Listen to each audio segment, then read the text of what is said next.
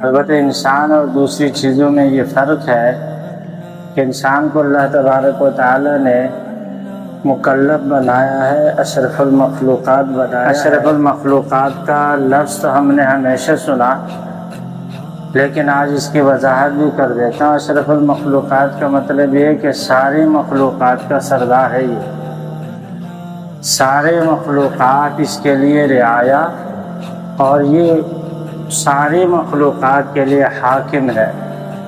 یہ اللہ تعالیٰ نے پہاڑ بنائے بڑے بڑے انسانوں کے سامنے، سمندر بنائے، درخت بنائے اور طرح طرح کے جواہرات اور معدنیات رکھے۔ ایک ہی حضرت انسان ہے جو سب چیزوں کو چلا رہا ہے۔ ہواؤں کو انسان نے مسخر کیا، دریاؤں کو انسان نے مسخر کیا، بڑے بڑے درندوں کو انسان نے مسخر کیا، تمام چوپاؤں کو انسان نے مسخر کیا۔ سارے کے سارے کائنات کی چیزوں کو اللہ تبارک و تعالی نے انسان کا تابع بنا دیا۔ اچانک سے ایک ذہن میں واقعہ آیا، وہ سنا دوں انسان کے متعلق۔ انسان کے بارے میں کتابوں میں لکھا ہے، نصیحت کے لیے اچھا ہے، باقی قرآن و حدیث کا کوئی واقعہ نہیں ہے یہ۔ تو کتابوں میں لکھا ہے کہ جنگل میں ایک شیر ہوتا تھا، وہ اپنے بچے کو جب بوڑھا ہوا تو سمجھانے لگا، کہا کہ بیٹا میں بوڑھا ہو گیا ہوں، میں مر جاؤں گا تو بعد میں حکومت تم نے سنبھالنی ہے، اب تمہیں میں نصیحت کر کے جاتا ہوں، جنگل میں کسی سے ڈرنے کی کوئی ضرورت نہیں، بس ایک مخلوق ہے اس سے احتیاط کر لو، اس سے پنگا نہ لو، باقی کسی سے جو کچھ کرنا ہے کر لو، کسی سے ڈرنے کی ضرورت نہیں۔ بولا ابا وہ کیا ہے؟ کہنے لگے انسان۔ کہا کہ انسان سے بچ کے رہو، جتنا ہو سکتا ہے انسان سے دور رہو، انسان کی پہنچ سے، باقی کسی سے ڈرنے ورنے کی ضرورت نہیں ہے۔ اس نے کہا ٹھیک ہے۔ ابا کا انتقال ہو گیا، شیر مر گیا، اس کے بعد بچے کی حکومت آ گئی۔ اب انسان کے لیے یہ خصلت ہے کہ جس چیز سے منع کرو اسی کے پیچھے بھاگتا ہے۔ تو شیر کے بچے نے کہا کہ یار میرا ابا کہتا تھا کسی سے ڈرنے کی ضرورت نہیں، انسان سے ڈرو، انسان کے قریب بھی مت جاؤ، کبھی زندگی میں دیکھنا تو چاہیے کہ یہ انسان کس چیز کو کہتے ہیں۔ انسان کی تلاش میں وہ جنگل سے نکلا، چلتے چلاتے رستے میں اس کو ایک گھوڑا نظر آیا تو وہ ڈر گیا کہ شاید یہ انسان ہو۔ قریب جا کے کہا کہ ارے بھائی تم انسان ہو؟ کہنے لگے یار توبہ کرو، انسان میں کہا انسان، انسان تو بہت بڑی چیز ہے، انسان میرے اوپر ذہن کستا ہے اور کسنے کے بعد مجھے پتھریلی زمین پہ دوڑاتا ہے، اوپر سے چابک مارتا رہتا ہے، میرے منہ سے ہفک کی آواز آتی ہے، میرے سنوں سے چنگاریاں اڑتی ہیں، پر میں چوں نہیں کر سکتا انسان کے سامنے۔ انسان بہت بڑھیا چیز ہے، تم نے اس کا نام ہی کیسے لیا؟ کہنے لگی اچھا بھائی کوئی انسان اس سے بھی بڑی بلا ہوگی۔ اس کے بعد وہ آگے چلا گیا تو ایک جگہ اس کو اونٹ نظر آیا، اس نے کہا ہو نہ ہو یہی انسان ہے۔ اونٹ کے قریب گیا، جا کر کے کہا کہ بھائی تم انسان ہو کیا؟ کہنے لگا توبہ کرو توبہ، انسان میں انسان کیسے ہو سکتا ہوں؟ کہا بھائی انسان بڑا ظالم ہے، مجھ جیسے میرے خاندان قبیلے کے 300 بندے 400 اونٹوں کو ایک ہی لڑی میں باندھتا ہے اور انسان کا ایک بچہ سب کو ہنکا کے لے کے جاتا ہے، اتنا بوجھ ڈالتا ہے، اتنا بوجھ ڈالتا ہے کہ میری کمر دوہری ہو جاتی ہے، پر انسان خود بھی اوپر بیٹھ جاتا ہے، اوپر سے مارتا رہتا ہے، میرے کو بھگاتا رہتا ہے۔ انسان کا نام مطلب انسان بہت بڑھیا چیز ہے۔ اس نے کہا اچھا۔ آگے چلا گیا، ایک جگہ اس کو ہاتھی نظر آیا، ہاتھی کو دیکھ کر کے کہا ہو نہ ہو یہ انسان ہے جو ایک پوری بلڈنگ نظر آ رہی ہے۔ ہاتھی کے قریب گیا، کہا کہ بھیا آپ کو انسان کہتے ہیں کیا؟ کہنے لگا نہیں بھائی توبہ کرو، انسان میں کہا انسان، انسان بہت ظالم چیز ہے، مجھے پکڑتا ہے اور پکڑنے کرنے کے بعد مجھے پنجرے میں بند کرتا ہے اور پھر اس کے بعد میرے اوپر بھی ایک گول سا ایک چیز بنا کر کے اس پر اپنے بچوں کو بٹھاتا ہے، ٹکٹ لگاتا ہے اور میرے کو مارتا رہتا ہے۔ انسان بہت بڑی ظالم چیز ہے، اس کے قریب بھی مت جانا۔ اس کی جستجو اور بڑھ گئی کہ آخر ہے انسان کیا کہ جس کو دیکھوں تو صحیح، چلتے چلاتے جنگل کے آخر میں پہنچا تو وہاں پر ایک بڑھئی کا بچہ، اس نے ایک درخت کو کاٹا ہوا ہے اور درخت کو کاٹ کر کے اس کے شہتیر بنا رہا ہے۔ اس نے آری چلائی ہوئی ہے، ایک پٹ ایک طرف دوسرا پٹ ایک طرف۔ اتنے میں شیر کا بچہ پہنچا، کہنے لگا کہ ہاں بھائی انسان کہاں رہتا ہے پتہ ہے؟ بتا سکتے ہیں انسان کون؟ اس کے وہم و گمان بھی نہیں کہ یہ بھی انسان ہو سکتا۔ اس نے کہا کہ کیا کام ہے انسان سے؟ کہنے لگے مجھے ملنا ہے۔ کہنے لگے مجھ نہ چیز کو انسان کہتے ہیں۔ اس نے کہا اچھا تجھے انسان کہتے ہیں؟ یہ تو سارے پاگل ہیں میرے ابا سمیت کہ جو تجھ سے ڈرتے ہیں، ایک پنجہ مارو ابھی لڑکیاں کھاؤ تو۔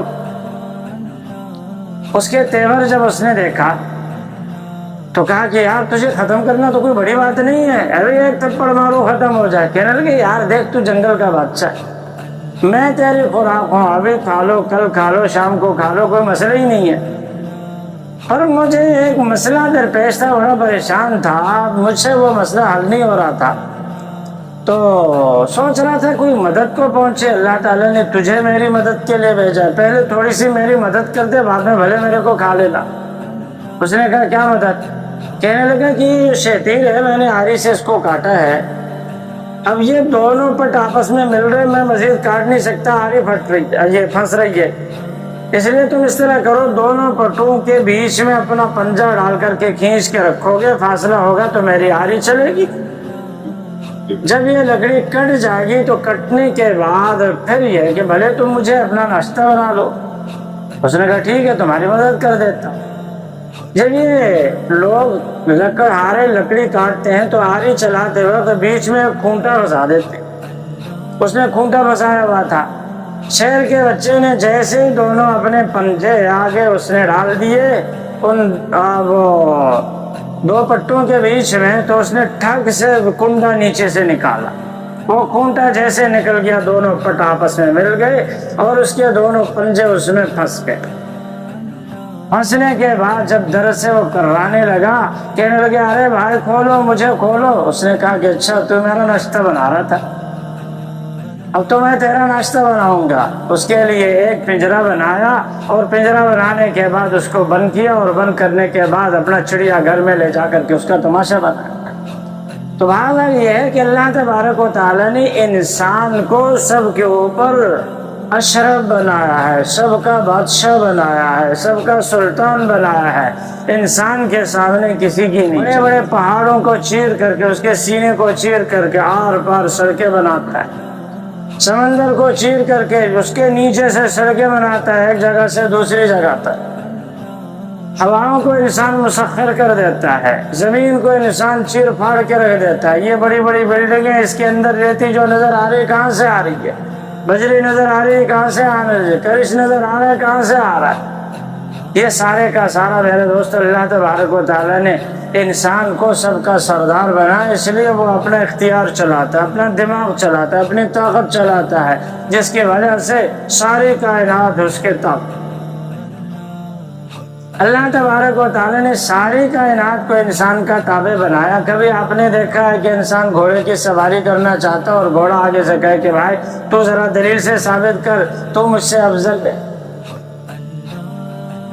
اگر دلیل سے ثابت کیا تم مجھ سے افضل ہو تو پھر ٹھیک ہے میری سواری کر لو، ورنہ اگر میں نے ثابت کر لیا میں تیری سواری کر لوں۔ کبھی ایسا نہیں ہوا۔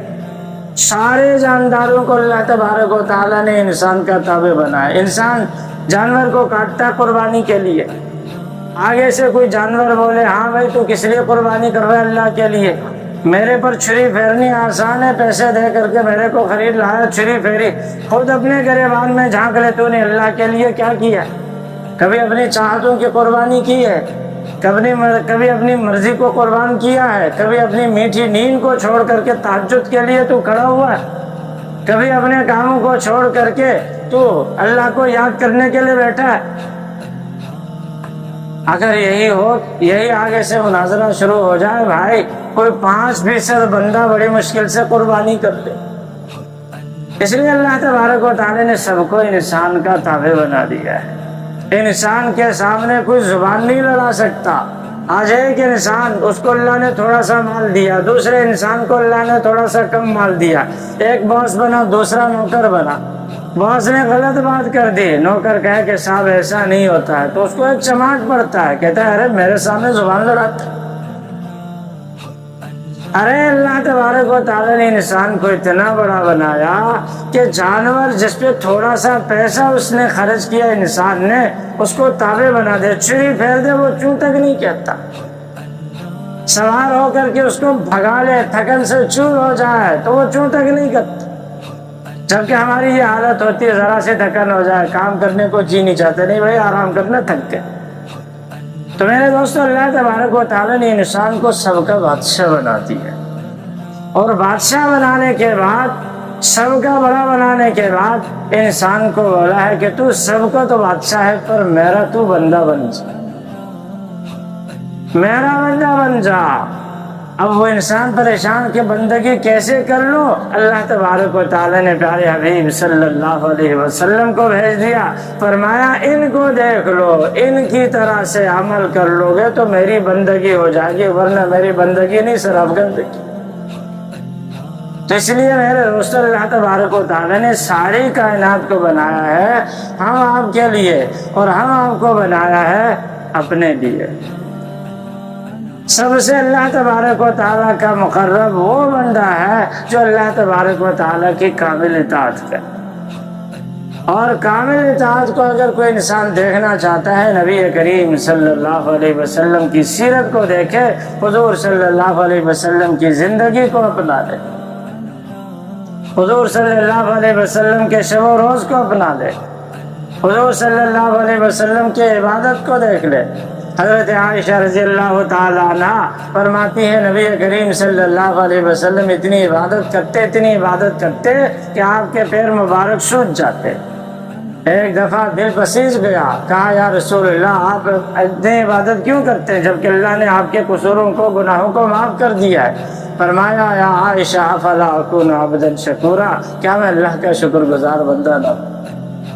ہم میں سے آج وہ انسان جو کہتا ہے کہ یار میرے کو کچھ نہیں ملا، میرے پاس کچھ نہیں ہے، اس سے بھی اگر آپ معلوم کر لیں، اس کو احساس دلا دیں، وہ کہے گا بھائی میں تو کروڑوں کا ہوں اس وقت بھی، اور اس میں انسان کی کوئی محنت نہیں لگی، اللہ تبارک و تعالیٰ نے بن مانگے دے دی، آنکھیں اللہ تبارک و تعالیٰ نے دے دی، زبان اللہ تبارک و تعالیٰ نے دے دی، کیا ہم نے مانگا یا کوئی پیسہ خرچ کیا؟ ایک صاحب میرے پاس آ گئے، کہنے لگے میں بہت پریشان ہوں، آخر میں نے سوچا ہے کہ اپنا گردہ بیچوں۔ میں نے کہا کہ 1.5 کروڑ دو گے تو گردہ بیچوں گا، ایک پارٹی سے میں نے بات کی، اس نے کہا یار 1.5 کروڑ تو نہیں، البتہ 1 تک کی ہم کوشش کر لیں گے۔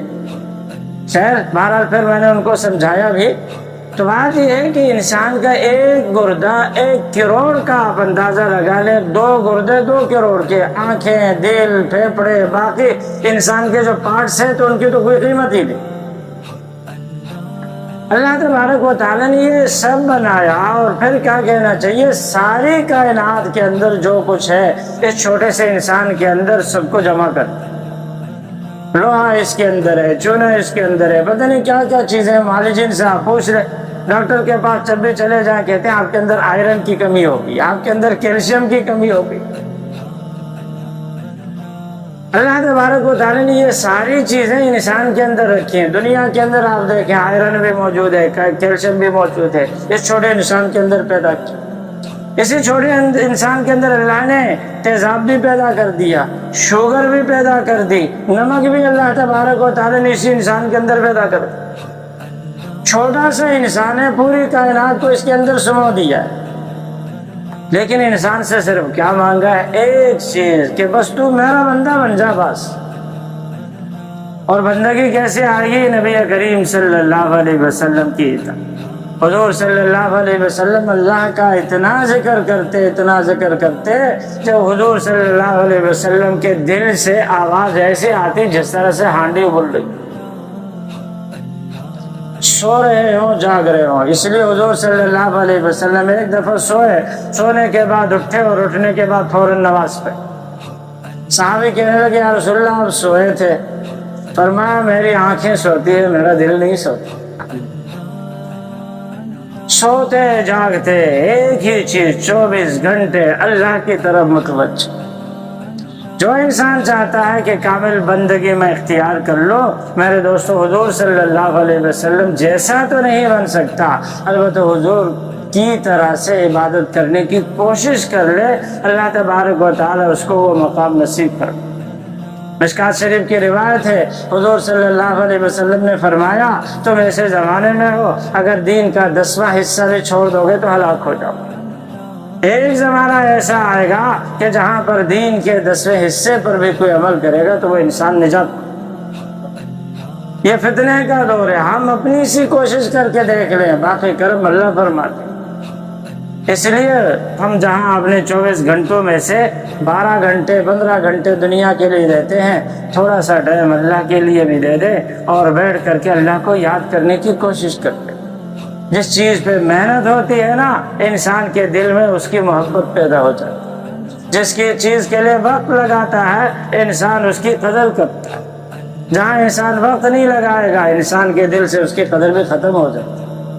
اس لیے اپنی زندگی میں سے جو سب سے قیمتی چیز ہے وقت، جو ہم دنیا پہ خرچ کرتے ہیں تو کچھ نہ کچھ اپنا وقت اللہ کے لیے بھی لگا دیا، اللہ کے لیے نکال لیا بھی کرے. اس کے لیے کسی اور کا نہیں، کسی اور کے سہارے کی بھی ضرورت نہیں ہے. ذکر کا طریقہ آپ کو بتا دیا، تنہائی میں بیٹھ گئے، دل کی طرف متوجہ ہو گئے اور بیٹھ کر کے اللہ اللہ کرتے. جتنا ہم کرتے جائیں گے اتنا مزہ آتا جائے گا، اور ظاہر ہے جب مزہ آ جائے گا تو انسان پھر اور ٹائم دیتا چلا جائے. اللہ تبارک و تعالی ہم سب کو آخری دم تک اپنے ذکر سے وابستگی نصیب فرمائے. واقعہ